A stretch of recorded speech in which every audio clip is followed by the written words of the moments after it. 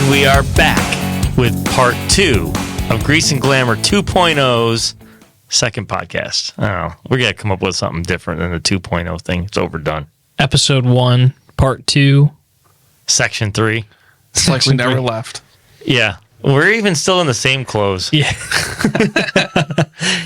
Yeah. Well, so we left off the last podcast talking about, we went over the new market entrance. So we talked about AI in automotive industry. We talked about the infrastructure that we're seeing change and what you might see change in the future. We talked about a lot of the new vehicle safety features with all the fancy things and technology that cars have now. But the next section we're going to talk about, which is a big section, it's probably going to roll on a pretty good conversation, but electric cars and plug-in hybrids have been huge over the last 5-10 years. But before I roll up my sleeves and we talk about this, I have to share a story. Oh boy. I was trying to find a funny. Good. I like to throw in a funny anecdote here now and then. And when we started this podcast and realized we are just rolling the second podcast from the first one in the same clothes on the same day in the same hour, I will tell you a story about when I was, and Scott would appreciate this because he's in the business, but I was to go on to one of the local TV station news programs to talk about vehicle safety tips. And it was my first time going to be on the local news. Yeah. I was a little nervous, so I'm a little nervous. And they're like, no worries, we can record it so it's not live. That way, if you mess up, we can always edit it or redo it. And I'm like, okay, that made me feel a lot better. That's what they told you. That's what they. So I go to the studio, and I'm sitting there, and the anchor that was going to be interviewing me, she said, "Oh, I have to go and get changed." I'm like, okay. She was wearing whatever she was wearing for that day. Well, she brought in the clothes that she's going to wear the next day and put it on so that it looked live. It was Scott, have you ever seen that trick? Yeah. So I'm like, oh, that's clever. So then I got through it. I was super nervous. I said the word absolutely like 17 times in a minute and a half, which was a little annoying. But then the next time they invited me in, which I'm surprised there was a next time, but they invited me in again to talk about something else. And that time I'm like, oh, we can do it live. I got it now. Like, we can do it live. We don't need to do the recording thing. And they like that because it just helps them flow easier and doesn't have to get changed. So I'm sitting in the chair, like there's this roller platform that they have, like these two chairs and if you ever wonder if there's actually drinks in those mugs they set in front of you, there wasn't. No, that's a bummer. There might be water or something, I don't know. But so the weather guy is doing the weather, and he's in front of the green screen, and he's doing his whole weather thing, and they're professionals, so they're just rolling along, and it's all good. And I'm sitting in this chair, and I know that as soon as they're done with the weather, they're going to throw this thing back to me. And I start forgetting how to swallow. That's important. Yeah. And I'm like, I better figure out how to swallow before he's done with the weather, because I'm going to hyperventilate and be all over YouTube, choke or something. Oh, man. And it wound up being okay, but you still, even though I had been there once before and had started to figure it out, it was the anticipation. You start overthinking it. I have not quite as dramatic as an experience, but my first time on the news, I was like 16 or 17. So, I mean, I'm young now, but I was younger then. Yeah, I remember that. And I was I actually wasn't nervous about it going into it until I was on the set. I had a little bit that I was going to talk to people about the importance of checking your battery before winter time, and how a battery shows its ugly side when it's cold out and is an extreme temperature and everything. I knew my stuff. I was ready to go, but I was out by the car. We were doing the bit out by a car. I was going to show everybody and talk about it. It was like a little 30-second thing. They were telling me what to expect. And then the news anchor, she like ran up to me. They mic'd her up. They put the camera. It was like a 10-second, like, go. All right. Here you go. All right. What's your name? Hunter. Okay. All right, Hunter. All right. We're live. And I'm like, all right. This is the battery. This is the battery in your car. Oh man. And looking back on that, ultimately it didn't come out terrible, but I was like shaking during it. Cause I'm like, oh my gosh. Yeah, if it's not what you're used to, right? Well, and once you start stumbling, it's hard to catch yourself. Snowball and effect. it's like, oh man.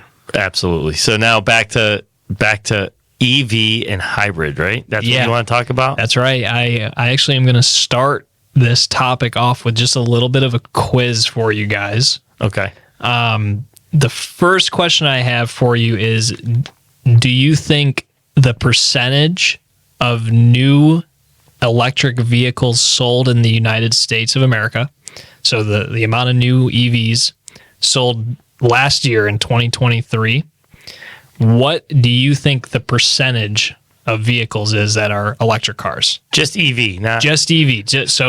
Car sales? Car sales. So new cars sold in the United States, what is the percentage in the United States? What do you say, Kevin? Well, I know the answer because I did my research this morning. Oh, well, I did not do my research, but I don't think it's 10% yet. I think it's like 6 or 7. So last year, just looking at 23, it was 10%. So okay. 10% of all new cars sold last year were full electric. In the U.S. In the U.S. Okay. And now the question to follow that is, do you think that is more or less than the entire world's percentage? So counting China, Europe, I think everything. it's less. It's got to be. You think, okay. So the United States was 10%. The entire world's percentage is 18. Wow. So we're behind. So we're quite. China's got a lot of EVs. Yeah. Well, so that'll lead me into the third and final bonus round, I'll call it. And this is just looking on Google. I don't know where this information came from, so take that for what it is. Fact check them. Yeah, you might have to fact check me, but this is what I found. So looking at 2023, what 3 countries do you guys think lead the EV market as far as how many electric cars sold last year? And what do you think their percentages are? I'll give you guys a second to think about it, answer, and then I'll give you the answers because it's pretty surprising. I think China's in the lead with it. I think China is. I don't know what their percentage is, but I think China probably leads the world in EVs. So China's in third. Okay. I want to say France. France is not on the list, but I think they were in the top. Yeah. They were in the top 5. South Korea. South Korea is not on the list. So China's 38%. Wow. To our 10%. Ooh. Sweden is in second. They are at 60%. Oh, so last year, 60% of their cars sold were electric. Go Volvo. And yeah, go Volvo. And which is owned by a Chinese company. Yeah, number 1, which is shocking to me, the percentage. Norway is number 1, and 93% of all new cars sold last year in Norway were electric, full electric. Wow. So I wonder what brands. Like, I wonder if they're the same brands that we have here, because there that's a are. good question. They must have different requirements. Like I know we're very strict, especially here in New York. Our DOT laws are very different than other parts of the world. Yeah, that must be a huge part of it. Yeah. Yeah, I mean, I'm curious. I don't have the data to know what cars they're driving, but they're definitely heavily into electric. But let me point this out, and this is something I know about Europe, and that is that the real estate, if you're in Germany, let's say, the real estate between cities, it's not like the U.S. The U.S. is massive. Right. So it's a little bit harder for us to get behind the EV thing, because if you want to drive down to New York City, you're stopping twice to charge. Yeah. Mm-hmm. But if you want to go from Frankfurt to Munich in Germany, you could do it on one. I mean, most cities are within a couple hours of each other, all throughout any country in Europe for the most part. But in the U.S., you're taking, like, when I tell my relatives in Germany that, oh yeah, we're just going to go down to New York for even an overnight, or just like not even the full weekend. They're like, you're going to drive that far? Like, that's crazy to them to drive. Yeah. And they have tremendous public transportation in Europe with the trains and stuff.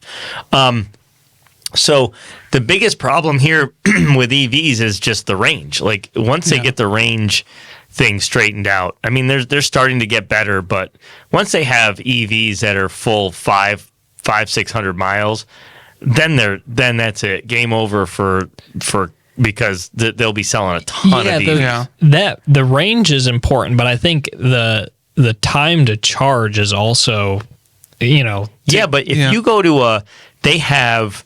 So for the listeners that are in the Rochester area, if you go to where Kohl's and Walmart is by Eastview Mall, I don't know what the name of that plaza is. Yeah. They have like this super duper charger. I don't know what they call it. It's not a Tesla charger. It's a generic one, yeah. Yeah, but it's like lightning speed or something. Yeah. You can charge a whole vehicle in, I think, 25 minutes. Oh, wow. Yeah.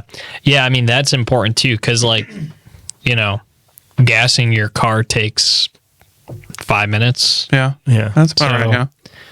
So, yeah, I mean, if they can get the range still figured out and make it so, because that's the other thing, that those level of chargers, most of the chargers that you're seeing, aside from Tesla, just talking generic chargers, I mean, most of the chargers around are not fast chargers. Well, they're like level that. twos. Level twos are going to take like a good part of the day to charge the whole vehicle, but it's going to take the sting out of if you're getting low. Right. Yeah, I think those are mainly more for, like, you see them in apartment complexes now. People who own them that live there, they just charge them overnight. Yep. But I think that's why, like, companies like Toyota have doubled down on the plug-in hybrid model, and I think that so. I have to go back on my word a little bit, although I still feel somewhat the same way about plug-in hybrids. Just follow my thinking on this. So back 3.5 years ago, this fits perfect into the topic of this podcast, because what has changed in 3.5 years? Well, one of the things that has changed is I was completely wrong when it came to plug-in hybrids. 3.5 years ago, I'm like, plug-in hybrids are stupid. Like, they are, they don't make any sense, because, and my rationale was that EV was definitely going to just keep going. And in my defense, again, if you watch the Super Bowl 4 years ago, every single car commercial, it was almost all car manufacturers that had the commercials in that Super Bowl, and they were all talking about their EV lineup. Yeah. And most of them were saying by 2025 or 2030, they're not even going to have an internal combustion engine car. So that's where everybody was. It is completely, in the last 2 years, slowed down. The roll has slowed big time. Almost, I mean, some car companies abandon their EV I path. Think that has to do with the infrastructure. We're not ready for it. Yeah, we're not ready for it. I mean, I think there's a lot of things that play in infrastructure is probably one of the biggest ones. But Toyota is like, you know what? We're great at plug-in hybrids. That's kind of the space we're going to stay in. They're still going to do EVs, but they're really strongly pushing the plug-in hybrid. So I still, in a way, am not fully on board with the plug-in hybrid model, and here's why. The pros and cons of a plug-in hybrid. The pros are, when you run out of EV range, you have a gas engine, so you don't have to worry about those. It's a completely different way of life when you have an EV.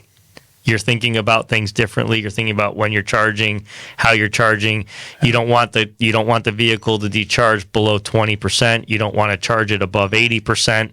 So you're also never getting the full range that the vehicle is capable of, because they don't want you charging it to 100%. Right. It's a lithium battery. They don't want you. They want it needs to be charged in a way that doesn't deteriorate the battery's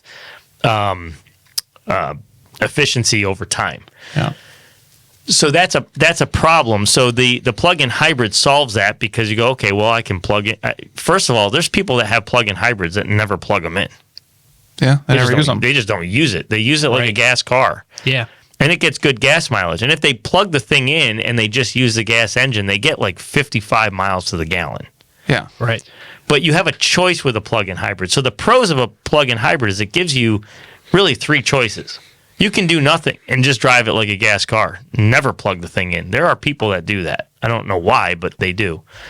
You can plug it in and still just use it as a gas vehicle, but that electric power helps helps increase the fuel efficiency of that gas engine to 55 or 60 miles per gallon. It's like an enhanced start stop. That's exactly.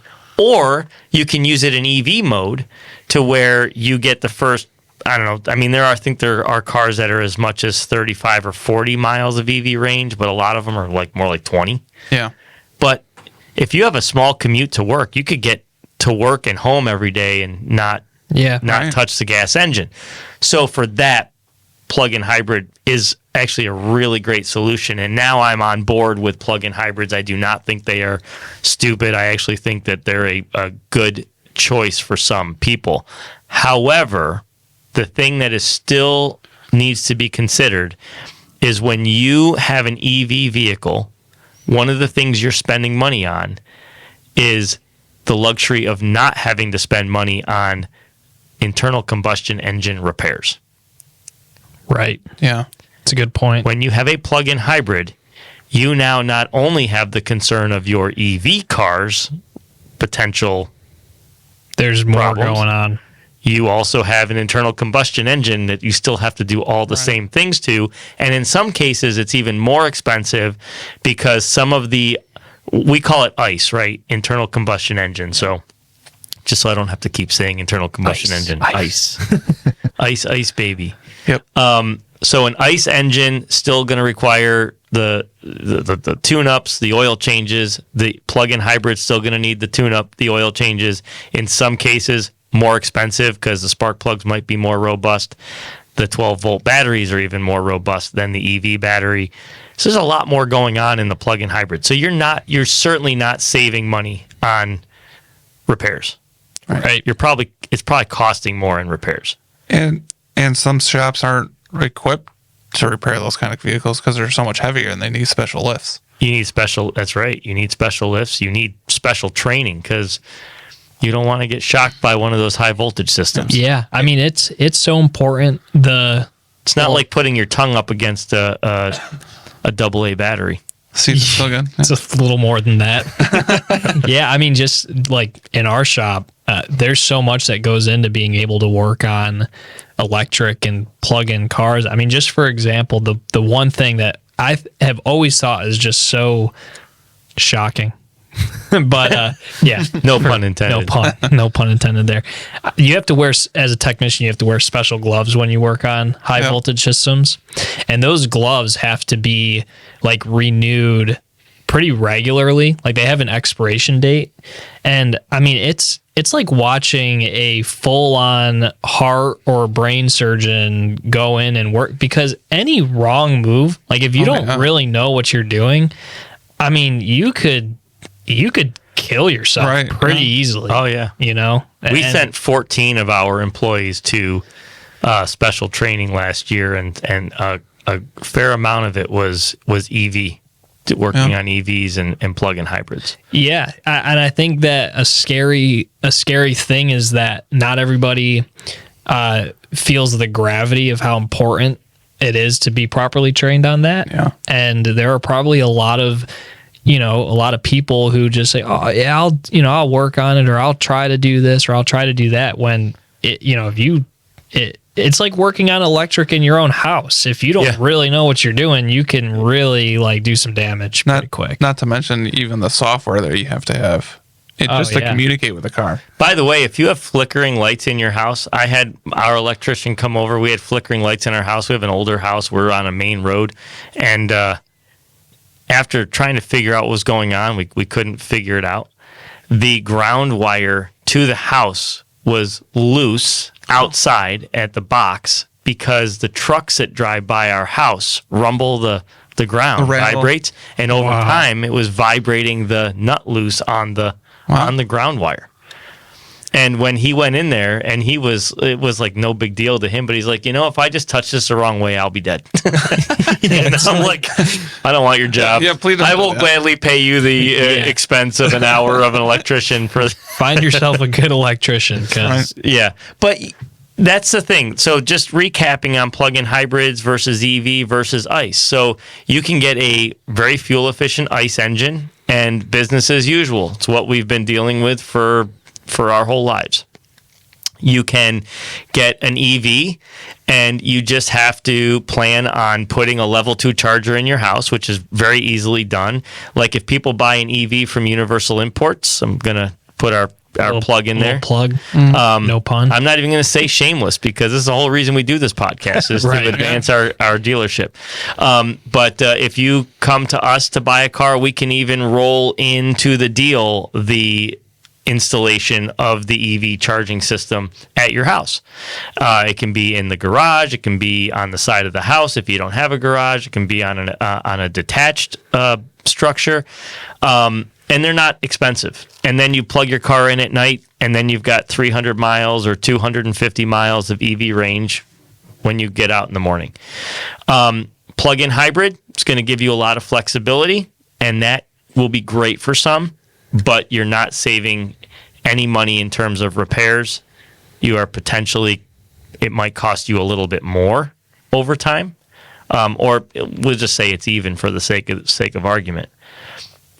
So EV, you will save the most money in terms of your repair cost, but you're also paying more for the EV car than you would the comparable gas Right. equivalent. I think it kind of feels like at the end of the day, everything winds up shaking out to being square for the most part. I mean, maybe you're saving in some areas to spend more in others. It's almost unavoidable. Yeah, it's a good point, Hunter. It's like even when buying a car, that whole theory of people keeping a car. I mean, this is starting to go out the window. But I of course was selling cars even when people tried to keep them for 10 or 15 years. I don't think most people try to keep their car 10 or 15 years anymore. The car repairs have gotten so expensive just across the board, and this is not just on import cars. This is on everything. Yeah. I mean, I've seen Fords with $500 brake rotors. Oh yeah, it's everything now. It's everything. So as car repairs get super expensive, people are like, well, if I amortize what I'm paying a year in car repairs versus what I'd pay in a car payment, I mean, the two rival each other. You're paying 100%. one way or the other. So you either pay a structured car payment and put yourself in a new car every 3 or 4 years, or you keep your car longer, but then you're paying in car repairs. And lease deals they're not very lucrative anymore. I mean, lease deals seem to be very high. They're very expensive. They're very, the house always wins, I kind of feel, in a lease deal. That's just my opinion. So you're paying it. You're paying things either way. Right? Yeah, you're paying. Oh yeah. Except you're not paying to listen to the Grease and Glamour podcast, which is free. Thank you to Universal Imports of Rochester. That's right. Well said. There was something else I wanted to touch on too. We've got a few minutes. I wanted to talk about ADAS calibrations. Yeah. Kevin, do you know what ADAS stands for? Awesome design, awesome system. No. Correct. No. Correct. There's that guy on YouTube who's like, correct. Correct.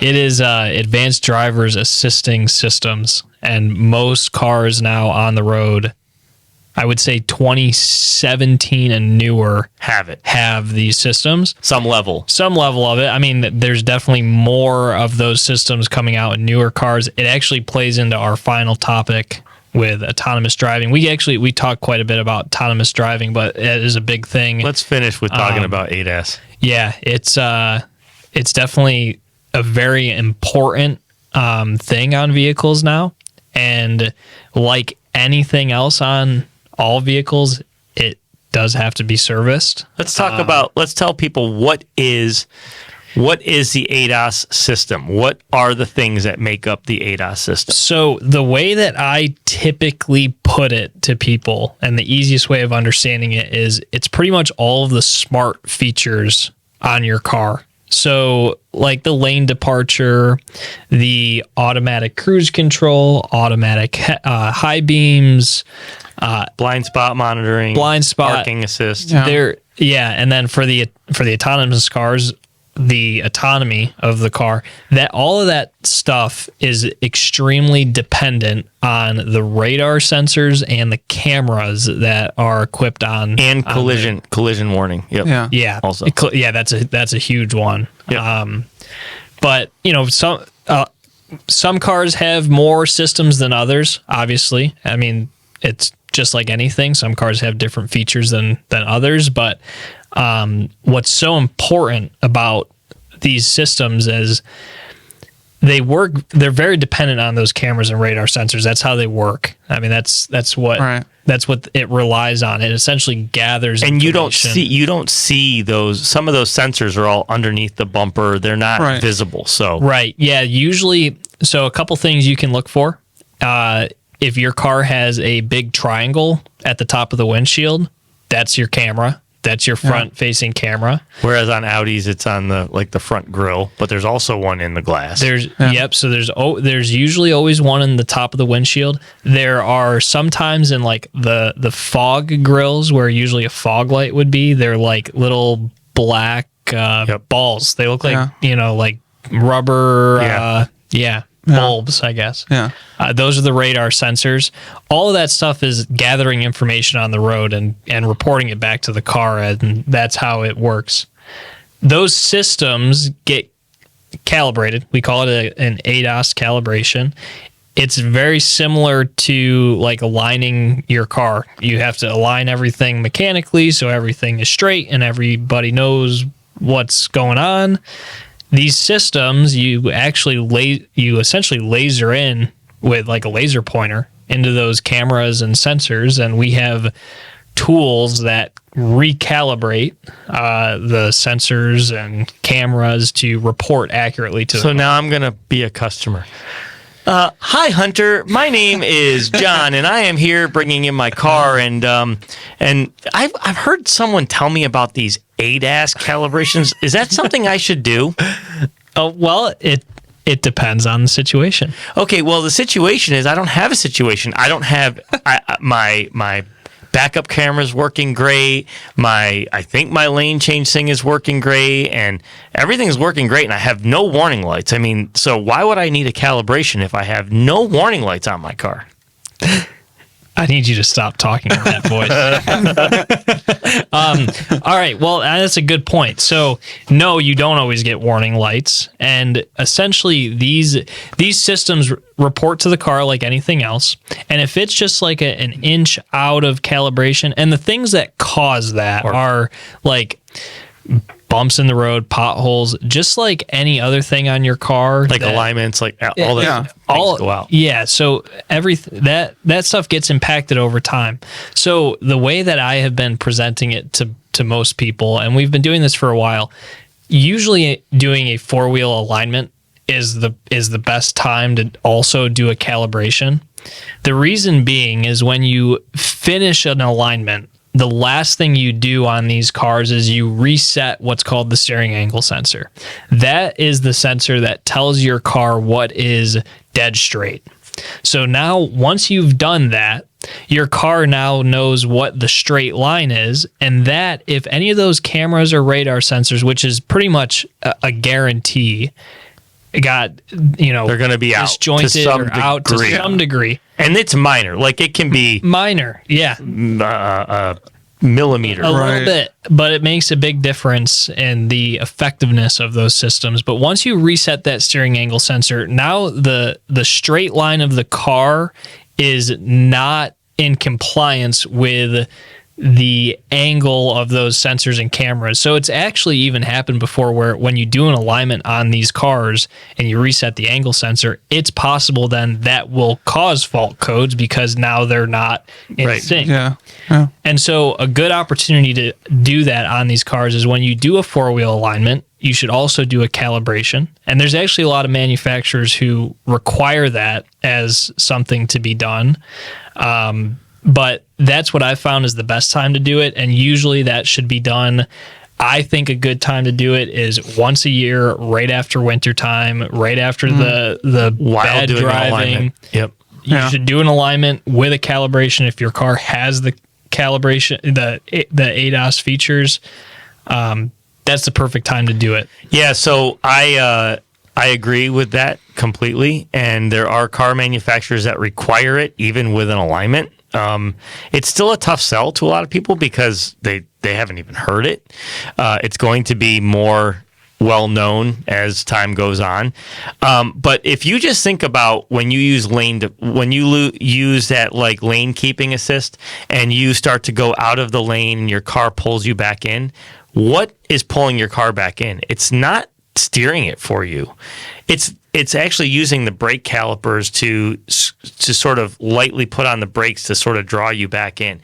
If you have a sensor that's out and it thinks that you need to be tucked back into the lane, it could be prematurely activating your brake caliper. And then a shop comes in and looks at your brakes and says, well, the left side of your brakes are worn down more than the right side. And you're like, well, how does that happen? Well, it could happen by a bad caliper, but it could also happen because your car is out of calibration on your ADAS and it's taxing that one caliper more than the other. So these are things that you won't get a warning to know that these are happening. So it's good to do it once a year. Yeah, I mean that's a great point in the sense that there are still so many things that even we are learning about all of those systems and how they are serviced. I mean, if you think about it, really, these systems have only been around for, less than 10 years. Well, the systems, like you said, 10 years, the calibration tools to do it, actually, just like anything else, right? The infrastructure is following the technology. Yeah. So the infrastructure to calibrate these things kind of came out after the systems came out. 100%. And then all these, there are still some franchise dealers that do not have ADAS calibration equipment. Yeah. We were early to the game, like at Universal Imports we are with most things. We stay on top of the industry and we know what we need. So, at Universal Imports, you're going to find EV charging stations, and you're also going to find the best ADAS calibration equipment that you can get out there today. And we are doing, we've probably went from 2 years ago doing 10 calibrations a year on a random body repair job, right, to now it's required on any time a car is hit in a collision, it's getting an ADAS. Yep. Anytime a windshield gets replaced, it's getting one. And we are starting to see coaching from the industry that when cars come in for alignments, that's also the right time to do an ADAS calibration. So these are the things to think about. If you want to know more about ADAS calibration, you can reach Hunter at universalimports.com. That's right. And if he doesn't answer you, you can reach his father, Mark, at universalimports.com. You can tattle on me. And if you want to buy a car that has really great safety features, you can call or email Kevin at universalimports.com. Or is it K. Ryan? No, it's Kevin. It's Kevin. All right. Just Kevin. Just Kevin. Yeah. But Universal Imports, sales and service of fine imported automobiles. We are here to be everything for you for your car, from just giving you information about what your next car might be, to giving you information on repairing your existing car, and to helping you with all of those things. We are here for you. We want to be everything to you when it comes to your car. So we thank you so much for listening to this podcast. We're super excited for December because we're going to be talking to Rick Avery, supercar stunt driver, helicopter pilot, director, and so many more things. You've definitely seen him. He's been in over 100 or maybe over 100 movies. Check him out on IMDb, awesome. and then we'll have him in here in December. So thank you so much. We look forward to seeing you next time. Make sure to like, share, and subscribe. Oh, yeah, that's right. We got to do that. I haven't done that yet, but there's a first for everything. Yeah, make sure to like, share, and smash that subscribe button. Smash that like button. And don't forget to set those appointments. Yeah, I'm Mark. I'm Hunter. I'm Kevin.